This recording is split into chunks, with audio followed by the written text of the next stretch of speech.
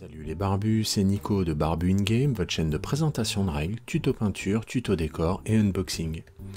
Aujourd'hui, présentation des règles et unboxing de la vague 6 pour Masters of the Universe Battleground.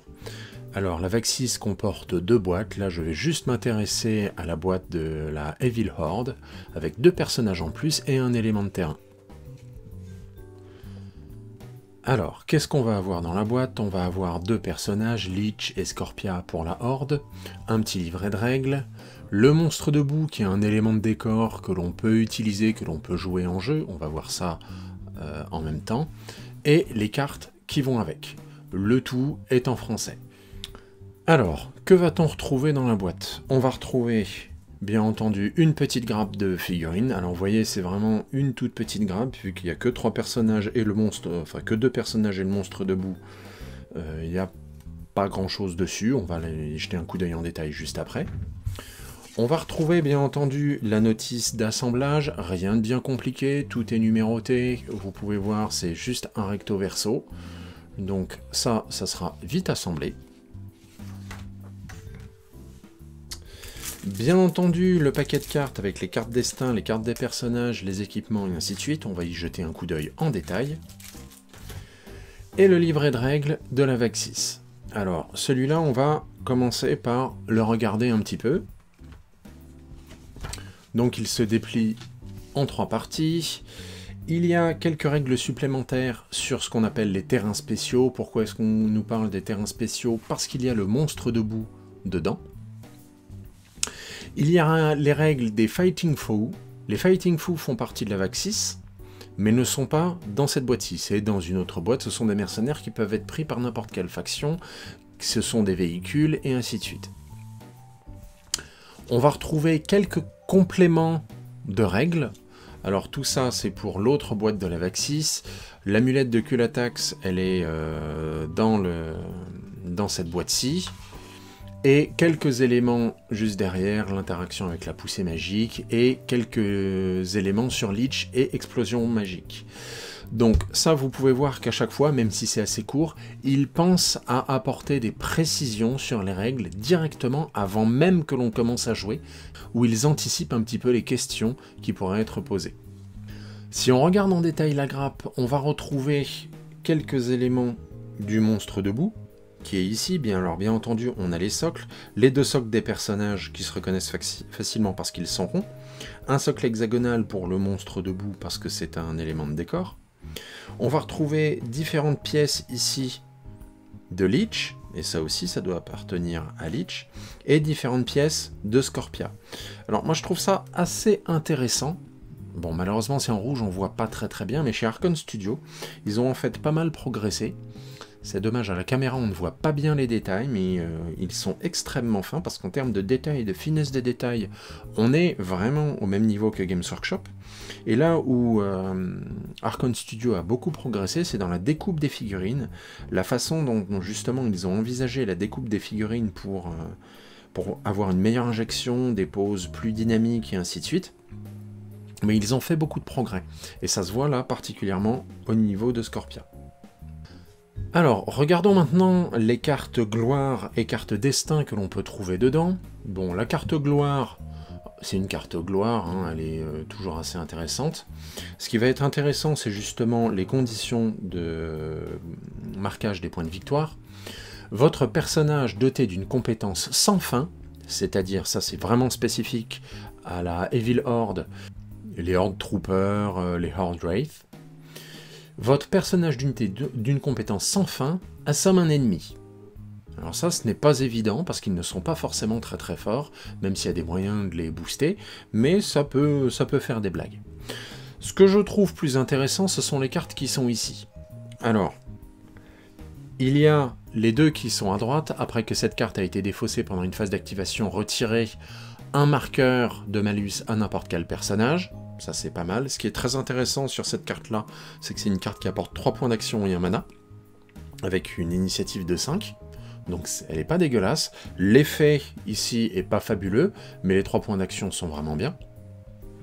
Cette carte là, initiative de 3, un seul point d'action, 2 points de mana, défausser une carte destin pour obtenir un marqueur de bonus. Ça, c'est les marqueurs de bonus qui sont marqués ici, ou un mana. Alors, le fait d'avoir une initiative de 3 et juste un point d'action, c'est pas fabuleux. Par contre, celui-là pourrait être assez utile. Si on décide de jouer une composition où on n'a pas trop de personnages et qu'on aime bien profiter de bonus, ça peut être pas mal. Celui que je trouve le plus intéressant, ça reste celui-là. Donc initiative de 8, c'est plutôt bien. 2 points d'action, 2 mana. Si ce personnage possède une compétence sans fin, gagnez 1 point d'action et 1 mana. C'est-à-dire si c'est un Horde Trooper ou un Horde Wraith, on aura 3 points d'action et 3 mana. Et ce qui est beaucoup plus intéressant, c'est que vu que ça, c'est les capacités secondaires de la carte, on peut jouer ça après une autre carte. Donc cette carte-là est, semble-t-il, très intéressante, particulièrement pour la Horde. En fait, elle est vraiment réservée à la Horde. Regardons maintenant les 2 personnages qui sont dans la boîte. Il y a Lich d'un côté et Scorpia de l'autre. Alors Lich, ses caractéristiques, quand on les regarde, elles ne sont pas exceptionnelles. Pas beaucoup d'attaques magiques, il sait se battre au corps à corps, il sait tirer, avec 4 c'est quand même pas mal. Bon, 5 points de vie, 2 en défense physique et en défense psychique. Ça, c'est vraiment mauvais, mais on va voir qu'il a quelque chose pour compenser. Ce qui est très intéressant, ce sont ces compétences qui sont ici. Lorsqu'un ennemi situé dans un rayon de 12 cases, de 12 pouces, perd ou utilise des manas, donc perd ou utilise des manas, les deux, Lich gagne 1 mana. Donc ça va être très très très fort. 12 pouces, c'est quand même très important, et ça va faire de Lich un sac à mana, et vous allez voir que ça peut être très utile. Ce mana, les manas, il peut les utiliser pour sa compétence active, coller au mur, déplacez-vous sur une partie d'un obstacle haut adjacent. En gros, ça lui permet de franchir un obstacle haut, ce qui peut être très utile dans certains cas en termes de jeu. Il a une armure qui lui est réservée, c'est présenté par le petit symbole qui est ici. Gagner +1 en défense, que ça soit physique ou psychique, les deux, pour chaque 2 manas que Lich a. Lich perd 1 mana après chaque test de défense. C'est là où on voit la combinaison avec vol de pouvoir. Il y a d'autres objets qui sont ailleurs, qu'on peut ajouter à Lich pour le rendre encore plus fort. Alors, il y a j'ai que les noms en anglais, le Book of Living Spells, qui vaut 1 et qui permet d'augmenter de 2 son maximum de mana, parce qu'il n'a pas le droit à plus de 5 de mana. Si on le fait monter à 7, ça veut dire qu'au maximum, il peut monter à +3 en défense, donc ça le mettrait à 5 en défense, et ça fait de lui quelqu'un de très très très difficile à terrasser. Et il a aussi, dans ce qui peut lui être utile, le Cat Shield. Le Cat Shield, c'est un bouclier, donc il vaut 2 points, qui lui permet de gagner 1 mana chaque fois qu'il reçoit une attaque frontale. Donc là, vous voyez les combinaisons qu'on peut faire. Ça peut faire de Lich une véritable enclume sur laquelle on va pouvoir taper sans lui faire grand-chose. Parce que 5 points de vie, bon, c'est classique, mais s'il monte à 5 en défense, il devient très très très très difficile à sortir. Lich, en lui-même, à l'heure actuelle, vaut 16 points. Si on regarde maintenant Scorpia, si on regarde ses caractéristiques, ben c'est pas fabuleux. 4 points de vie, 3 et 2 en défense, 3 au tir, 4 au corps à corps, un déplacement tout à fait standard, rien de bien exceptionnel. Maintenant regardons ses compétences. La première compétence active, choisissez un allié avec la compétence Horde sans fin dans un rayon de 12 pouces, réalisez une action se déplacer gratuite vers cet allié. Ce déplacement ne peut pas être interrompu. Ça peut être très fort, ça fait de Scorpia quelqu'un de très mobile. Surtout si on combine avec sa compétence passive qui est juste en dessous. Lorsque Scorpia est sur le point d'être attaqué, si cette attaque peut cibler un allié ayant la compétence Horde sans fin dans un hexagone adjacent, vous pouvez la rediriger vers lui. Globalement, on va se rendre compte que Scorpia, il faut la faire accompagner des piou-piou de base, des Horde Troopers, des Horde Wraith, qui vont pouvoir encaisser les coups à sa place. si elle est juste à côté d'un personnage ayant Horde sans fin, ça va pouvoir permettre à Scorpia d'encaisser beaucoup plus. Elle a une arme qui lui est réservée, la queue de Scorpia, qui vaut 2 points. J'avais oublié de préciser que l'armure lourde qui est ici vaut quand même 3 points. Donc, mais elle est quand même très forte. Mais la queue de Scorpia, donc là, vaut 2 points. Immédiatement après une attaque, Scorpia peut dépenser 1 mana pour permettre à un allié ayant une compétence Horde sans fin d'interrompre l'ennemi attaqué. On voit qu'il y a vraiment des choses à faire du côté de Scorpia. Elle ne vaut que 14 points, c'est pas beaucoup. Regardons maintenant les autres cartes. Alors, dans un premier temps, justement, les différentes armes. Il y a la hache maudite. Alors la hache maudite vaut 3 points. Si ce personnage possède un marqueur de malus, les attaques avec cette arme coûtent une action de moins jusqu'à un minimum de 1. Et gagner plus 1 dé lorsque vous attaquez. Ça peut être très très bien dans certaines compositions, notamment chez les guerriers du mal, qui sont capables de générer beaucoup de marqueurs de ce type. Où on voit qu'elle va faire 1 dégât pour 1 succès, 2 dégâts pour 3 succès, et 3 dégâts pour 5 succès. Elle est pas si mal que ça, face à quelqu'un qui justement a des malus, ça coûte une action de moins, on gagne 1 dé, potentiellement elle est très très forte cette hache. Bien utilisée, elle est très très forte, surtout chez les guerriers du mal je pense. On a 2 sorts ensuite, Tour, qui a une portée de 16 et plus 2 dés, cible les alliés ou les ennemis, avant d'attaquer défausser une carte destin. On peut voir en effet qu'il n'y a pas de coup de mana, donc on aurait pu croire que c'est gratuit, mais non, il faut défausser une carte destin. Si vous ne le faites pas, ce sort n'a aucun effet. Après l'attaque, piochez une carte destin. Donc là, on voit qu'on a un petit échange à faire, ça permet de renouveler ces cartes destin, ça peut être pas mal. Si on a un succès, la cible interrompt l'activation ou l'interruption en cours avec 0 point d'action. On peut cibler à la fois des alliés ou des ennemis. Appliquer un bonus de la carte défaussée à la cible. Donc cette dernière petite ligne peut être pas mal. 0 point d'action, c'est pas terrible. Avec la carte destin qu'on avait vu justement tout à l'heure qui donne plus 1 point d'action et un mana à une figurine ayant la compétence Horde sans fin, on voit qu'il y a des trucs à faire. Poussée magique, pareil, pas de coup de mana, 12 de portée, moins 1 dé, ça c'est moche. Si une attaque de sort avec un sort différent, donc pas avec ce sort-là, donne 2 succès ou plus, le personnage peut immédiatement réaliser une attaque donc magique, gratuite avec ce sort contre la même cible. Ça ne coûte rien d'autre, il faut d'abord réussir un sort. Et pour un succès, la cible est poussée de 2 hexagones, ce qui peut être quand même très très fort. Ça peut être très très bien ça. Alors, la hache maudite, j'avais dit qu'elle valait 3. Tour, ça vaut 1. Poussée magique, ça vaut 3. Ça peut être pas mal du tout, c'est gratuit, ça coûte pas de mana, il suffit d'avoir 2 succès sur un sort. Sur un bon sorcier, ça peut être très bien. On a ensuite 2 armes de tir. Le filet, qui a une portée de 8 et plus 1 dé.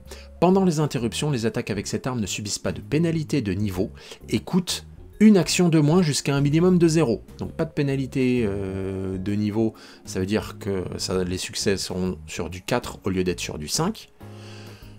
Et ça coûte pas d'action. Attention, petite combinaison, si on a 0 point d'action ici. C'est pas mal. Si on a un succès, ça donne un malus, ça c'est ce qui donne un malus de mouvement, si je me souviens bien. 2 succès, on a le même malus, et la cible perd de mana. Alors si elle perd de mana, et là on voit les combinaisons, c'est Lich qui en récupère. Qui en récupère 1, pour peu qu'il soit dans les 12 pas. Et mon petit chouchou en termes d'armes, l'arbalète libellule, portée de 12, plus 1 dé. Si la cible est engagée, au lieu d'être diminué, le niveau d'attaque est augmenté de 1. C'est-à-dire que si la cible est engagée, normalement on touche sur du 5. Quand on a une réussite, c'est sur du 5. Là, ça veut dire que c'est sur du 3. Et sinon, ça, en termes de dégâts, les mêmes effets que le Horde Crossbow. Horde Crossbow qui est une très bonne arme qui coûte 3 points. Donc là, ça fait 1 dégât. Et là, si on a 2 succès, 1 dégât et on pousse la cible de 2 hexagones. L'arbalète libellule, à l'heure actuelle, vaut 2 points. Sincèrement, ça me paraît pas cher du tout. Pour moi, c'est un must-have, celui-là. Si on a une figurine qui est capable de tirer, et on en a, là, par exemple, je vois très bien Leech avoir cette arbalète-là, ça voudrait dire qu'il jette 5 dés pour attaquer, et ça lui permettrait d'envoyer quelqu'un qui a horde sans fin au contact, et de continuer à le canarder, et de bénéficier d'un bonus. Regardons maintenant les autres cartes, les cartes d'équipement.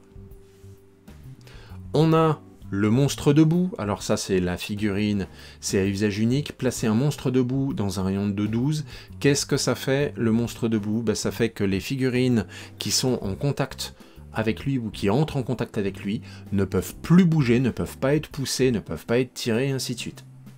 Le monstre debout, il coûte 4 points. C'est quand même pas donné. On a la scie circulaire qui est à usage unique aussi. À utiliser avant tout test, gagner 4 succès, mais ne lancer aucun dé.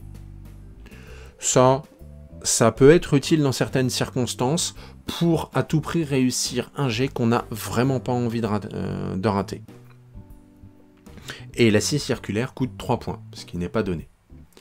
Il y a l'amulette de Kulatax, destin partagé, passer un marqueur commun de malus et un marqueur commun de bonus de un allié dans un rayon de 12 à ce personnage. Je ne vois pas encore comment l'utiliser. L'amulette de Kulatax, elle vaut 1. Il doit y avoir des circonstances où on peut l'utiliser. Si vous avez une idée, mettez-le moi en commentaire. Là, je dois avouer, je manque de recul pour voir à quoi vraiment ça peut servir. Et, dernier équipement, le crâne, diminuer le maximum de mana de 3.